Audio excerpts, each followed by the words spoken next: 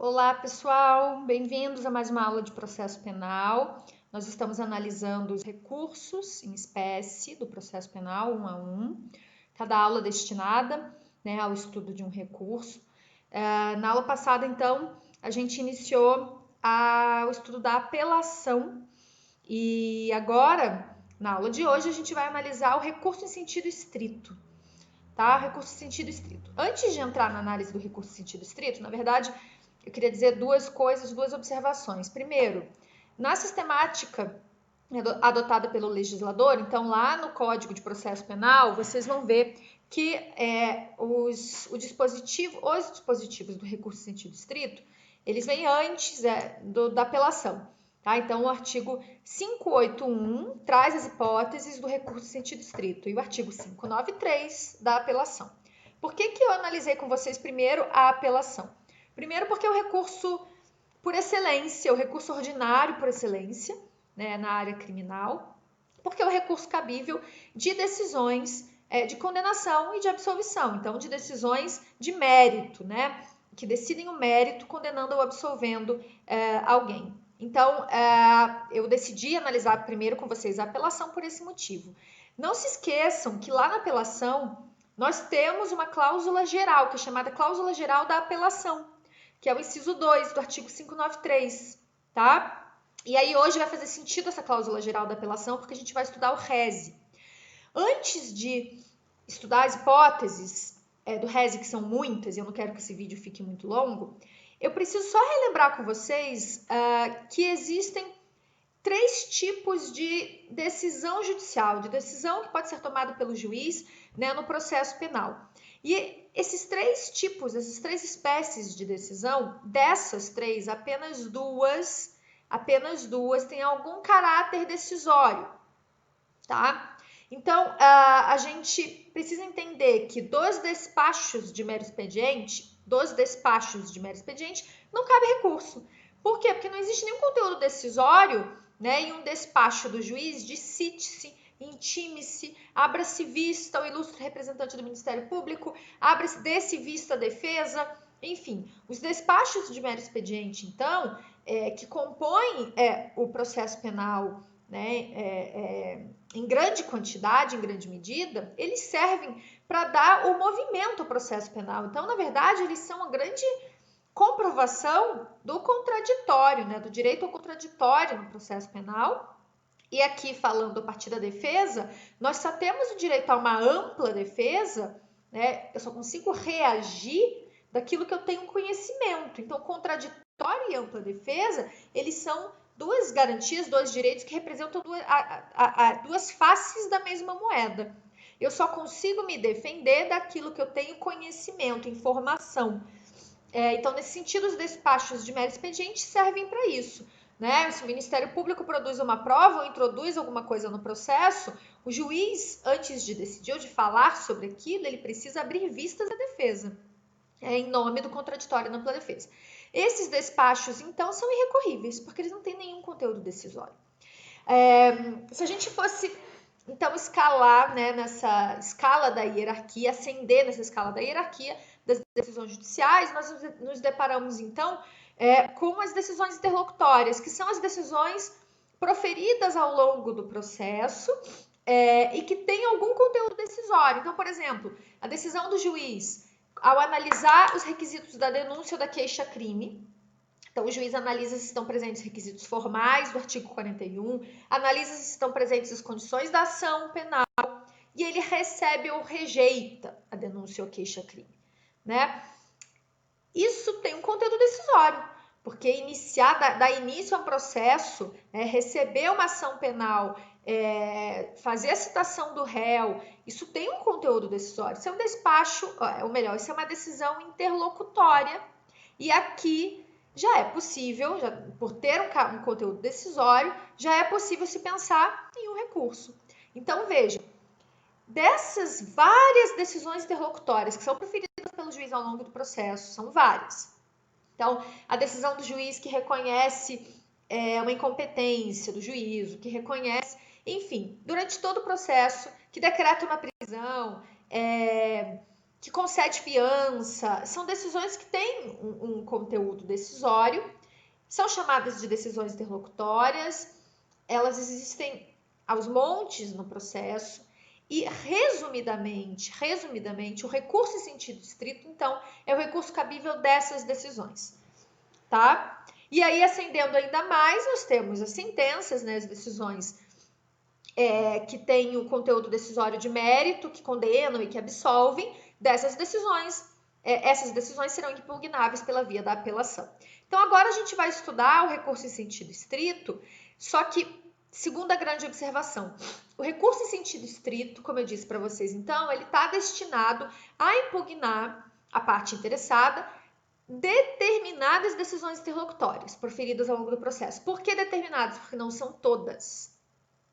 Então, existem decisões interlocutórias que não estão previstas no artigo 581 do Código de Processo Penal e, portanto, não poderão ser impugnadas pela via do rese. Por quê? Porque, ao contrário da apelação, que tinha lá no inciso 2 uma cláusula geral, lembram? Aqui no rese, as hipóteses, tanto que elas são mais, em maior quantidade, as hipóteses do rese são aquelas taxativas. Não há a menor possibilidade de você impugnar uma decisão interlocutória proferida pelo juiz que não esteja prevista no artigo 581 do CPP. Então, assim, é taxativo. Em provas de primeira fase, às vezes você precisa saber isso de cor, só que são vários incisos e a gente vai analisar eles aqui. Antes de começar a análise desses incisos, só para dizer uma curiosidade, que o recurso em sentido estrito, rese, é um recurso que só existe no Brasil. Não existe em nenhum outro lugar do mundo, então se você for fazer uma análise de direito comparado, você vai verificar que em outros lugares, né, o recurso em sentido estrito seria comparável, por exemplo, a um agravo de instrumento, por exemplo. Tanto é assim que existe no Brasil um projeto de lei que visa substituir o recurso em sentido estrito pela figura do agravo, que aí, né, pode ser por instrumento ou retido. Tá? Mas apenas curiosidade. Vamos lá começar a pensar então as hipóteses, começar a analisar as hipóteses de cabimento do recurso em sentido estrito. 581, hipóteses taxativas. Diz lá o legislador: caberá recurso no sentido estrito de decisão, despacho ou sentença. Aqui eu quero fazer um parênteses a um erro técnico do legislador, então um erro técnico ao dizer que vai caber rese de decisão, despacho ou sentença. Eu abri a aula de hoje diferenciando essas três decisões judiciais e tirando os despachos de mero expediente da possibilidade de qualquer recurso, não só o rese. Porque os despachos de mero expediente não têm conteúdo decisório. Então, dos despachos não cabe recurso, eles são irrecorríveis, tá? Então, tem um erro técnico aqui, mas vamos analisar o inciso 1. Então, caberá rese da decisão que não receber a denúncia ou a queixa. Veja, se eu estou falando, batendo bastante na tecla de que tem que ser taxativo, caberá algum recurso da decisão que recebe a denúncia, ou seja, a decisão que recebe cita o réu e dá início ao processo? Em regra, ela é irrecorrível. Em regra, ela é irrecorrível porque não está taxativamente prevista no inciso 1. Então, o inciso 1 do 581 prevê a hipótese de recurso em sentido estrito da decisão que não receber a denúncia ou a queixa, tá? Ou melhor, que rejeitar a denúncia ou a queixa. Por qualquer motivo, seja porque não estão presentes requisitos formais do artigo 41 do CPP, então não tem o nome do réu, não tem o endereço, não tem descrição do fato, seja porque não há condição da ação, né? E essas estão previstas lá no artigo 395 do CPP, como, por exemplo, ilegitimidade de parte, não tem justa causa, falta fumus comissi delicti, né? Fumaça do cometimento do delito, e etc. Tá? Bom, essa decisão de rejeição, tá, da denúncia da queixa, então, você pode impugnar pela via do recurso em sentido estrito. Como não está prevista a possibilidade de impugnação pelo mesmo recurso em sentido estrito da decisão que recebe, tá, taxativamente de rese, você não vai poder se utilizar. Tá? Você pode até pensar em impetrar um habeas corpus, mas rese não vai caber, tá? Porque é taxativo. Inciso 2 do 581, a decisão que concluir pela incompetência do juízo. Então, a decisão que concluir pela incompetência do juízo, aqui proferida pelo próprio juiz, tá? Por quê? Porque se a gente pensa numa decisão proferida pelo tribunal, não cabe rese de decisões do tribunal. Não cabe rese de decisões do tribunal, de um órgão colegiado como o tribunal. Então, é sempre a decisão que reconhece, que conclui pela incompetência do juízo, pelo próprio juiz, tá? Seja de ofício, seja requerimento de qualquer das partes, vai ser recorrível pela via do recurso em sentido estrito. Também, pensando nesse inciso, observação. Tem um assunto que é muito pouco tratado no processo penal, né, que é a questão das exceções processuais. Né? Então, a gente tem uma exceção de incompetência. Só que essa exceção de incompetência, ela possivelmente vai subir e vai ser julgada pelo tribunal. Como eu disse para vocês que só cabe rese de decisões do juiz de primeiro grau, não vai caber rese da decisão que reconhece a incompetência do juízo no tribunal, ou seja, nos autos de exceção de incompetência, tá? Inciso 3, vai caber rese das decisões que julgarem procedentes as exceções, salvo a de suspeição.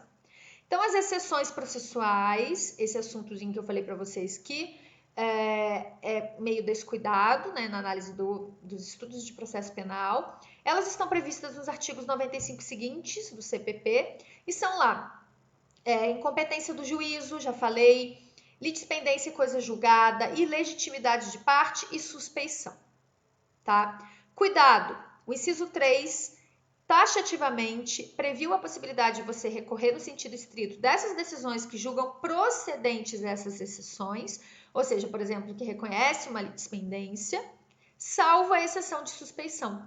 É taxativo, nem tenta entender o porquê. É irrecorrível essa decisão que julga procedente uma suspeição. Suspeição de qualquer pessoa do processo, porque vocês sabem que eu posso alegar, né, suspeição do juiz, do promotor, do serventuário, do oficial de justiça, menos do delegado, né? Mas de todos os outros sujeitos do processo eu posso alegar suspeição, com a única diferença de que eu não vou poder recorrer caso seja julgado procedente, tá? Bom, inciso 4, importantíssimo hipótese de recurso em sentido estrito, cai muito na OAB, especialmente segunda fase, que é a decisão que pronunciar o réu. Então, aqui a gente está falando daquelas decisões tomadas ao final da primeira fase do júri, né, dos crimes dolosos contra a vida, que vocês lembram que é um sistema bifásico. Ao final da primeira fase, o juiz, né, singular, lá da vara criminal, pode pronunciar, absolver sumariamente o réu ou desclassificar o crime. Desclassificar e enviar, né, e pela incompetência por acreditar não ser um crime doloso contra a vida. Dessa decisão do juiz que pronuncia o réu, vocês estão vendo que essa decisão de pronúncia manda o réu a júri. Se manda o réu a júri, tem natureza jurídica não decisória. O juiz não está decidindo o mérito aqui, ele está encaminhando o réu ao tribunal do júri, né, para julgamento em plenário. Dessa decisão vai caber recurso em sentido estrito. Essa decisão de pronúncia, ela tem uma natureza jurídica de decisão interlocutória mista. Por quê? Porque ela é não terminativa, né? Ela apenas termina uma fase, que é a primeira fase do júri. Então, encerra essa primeira fase do tribunal do rito do júri e encaminha o réu para outra fase, que é a fase do julgamento em plenário. Por isso, ela se chama decisão interlocutória mista. Dela vai caber recurso em sentido estrito. A decisão de impronúncia é terminativa. Porque a decisão de impronúncia, pense aqui na primeira fase do júri, põe fim, não manda o réu ao segundo momento, não manda o réu a júri. Ela é terminativa, ela encerra o processo, claro, sem julgamento de mérito, porque quem julga mérito é a decisão de absolvição sumária, mas ela termina essa fase, então ela é impugnável, a decisão de impronúncia é impugnável pela via da apelação. Isso cai bastante em prova. A absolvição sumária, por pôr fim a essa primeira fase, mais forte do que a impronúncia, né? Decidindo mérito, analisando o mérito, também é impugnada pela via da apelação. Os próximos incisos eu vou passar mais rápido por eles, porque são fáceis de entender. Então, inciso 5 traz lá, da decisão que concede, nega, arbitra, caça, julga inidônea fiança, indefere requerimento de prisão preventiva, revoga a prisão preventiva, concede liberdade provisória, relaxa a prisão em flagrante, vai caber recurso em sentido estrito. Todas as hipóteses desse inciso têm a ver com, são decisões interlocutórias simples, são proferidas pelo juiz do primeiro grau e todas decidem de alguma forma, né, tem a ver com esse status libertatis do imputado, né, seja a partir de decisão de fiança, concedendo ou indeferindo indeferindo, né, prisão preventiva, revogando prisão preventiva, nesse sentido, então, impugnáveis pela via do recurso em sentido estrito. Os outros incisos, gente, alguns incisos eu não vou ler, tá? Porque senão essa videoaula iria ficar muito longa, então façam a leitura, depois a gente também pode comentar os outros incisos na nossa live. Peraí que eu acho que eu vou espirrar. Espirrei. Bom, o que eu estava dizendo é que eu não vou analisar todos os incisos, senão ficaria muito longa a aula, e não é o intuito. Vamos analisar o inciso 10, que diz que caberá recurso em sentido estrito da decisão do juiz de primeiro grau que concede ou nega ordem de habeas corpus. Disse para vocês já que não cabe recurso em sentido estrito de decisões do tribunal. Então, aqui é sempre habeas corpus impetrado em primeiro grau. Geralmente, então, impetrado perante o juiz. Geralmente, então, para atacar o quê? O ato coator emanado, normalmente, da autoridade policial. São possíveis outros casos, mas normalmente da autoridade policial. Concedido ou negado, ordem de habeas corpus, vai caber aqui recurso em sentido estrito.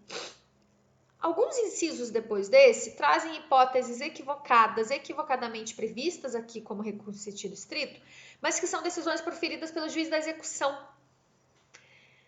Decisões proferidas pelo juiz da execução, então quando eu já tenho uma pena, então a decisão que revoga o livramento condicional é decisão proferida pelo juiz da execução. Então não é impugnável pela via do recurso em sentido estrito, é impugnável pela via do agravo em execução, que é a nossa próxima aula. Mas assim, já adianto que o agravo em execução, que é o próximo recurso, ele tem o processamento igual do rese, tá? Então, assim, pegaria meio mal se você utilizasse o rese, porque é uma decisão proferida pelo juiz da execução, impugnável pela via do agravo em execução. Mas não traria tanto problema assim para você na prática, tá? É só porque realmente está equivocadamente previsto no artigo do rese, porque é uma decisão proferida pelo juiz da execução. E você impugna decisões proferidas pelo juiz da execução pela via do agravo em execução. Tá? São vários incisos. Eu não vou trabalhar com todos eles, porque eu quero trabalhar com vocês agora e analisar o processamento. Então, questões de tempestividade, preparo e processamento do recurso em sentido estrito. Tá? Acho que ficou claro, então, que as hipóteses de cabimento do rese são taxativas, ou estão ali no 581, ou não vai caber rese. Se for uma decisão interlocutória com algum conteúdo definitivo, de mérito forte, aí você vai poder apelar. Se não estiver previsto no artigo do rese, você vai poder apelar usando a cláusula geral da apelação. Tá? Tempestividade do recurso em sentido estrito. São 5 dias para interpor. Interpor perante o juiz que proferiu a decisão. E aí 2 dias para apresentar razões ao tribunal. Tem as exceções, né, que são 20 dias para recorrer de decisão que inclui ou exclui jurado da lista geral e 15 dias para interposição e mais 2 dias para razões quando a impugnação é feita pelo assistente de acusação não habilitado. Enfim, isso não é tão importante. Como acontece na apelação, o recurso em sentido estrito, ele se desenvolve em 2 momentos distintos. Você vai interpor perante o juiz que proferiu a decisão e é aqui que se afere a tempestividade. Então, esse juiz que proferiu a decisão, ele vai fazer um juízo de prelibação para analisar se é tempestivo ou não o seu recurso, mas ele mesmo já pode voltar atrás na sua decisão, reformar a sua decisão. Então, nesse sentido, é importante vocês saberem o seguinte, que o recurso em sentido estrito tem um efeito devolutivo regressivo. Então, ele tem efeito devolutivo misto, porque num primeiro momento ele devolve ao mesmo juiz que proferiu a decisão poder reformar a sua decisão. Só se ele não reformar é que o seu recurso sobe. Aí, efeito devolutivo propriamente dito, porque devolve a um órgão hierarquicamente superior. Então, efeito devolutivo misto do rese, diferente da apelação, porque na apelação o juiz que profere a decisão, que condena ou absolve, ele não pode reformar sua decisão, tá? Ele só vai fazer o juízo de prelibação, de conhecimento ou não, do seu recurso de tempestividade, e aí vai subir para o tribunal é quem decide. Aqui no rese, eu tenho a possibilidade de o próprio juiz que proferiu a decisão reformá-la. É difícil isso acontecer, mas ele pode. Efeito devolutivo misto. Devolutivo regressivo nesse primeiro momento. Se ele não reforma, sobe para o tribunal. Efeito devolutivo propriamente dito. Tá? Acho que do recurso em sentido estrito, essas seriam as principais características que eu queria trabalhar aqui com vocês nessa videoaula. E aí eu os espero para nossa live, para a gente trabalhar um pouquinho questões práticas do rese, tá bom? Aqui era mais para apresentar esse recurso para vocês. Espero que tenha ficado claro. Até quinta-feira. Tchau, tchau.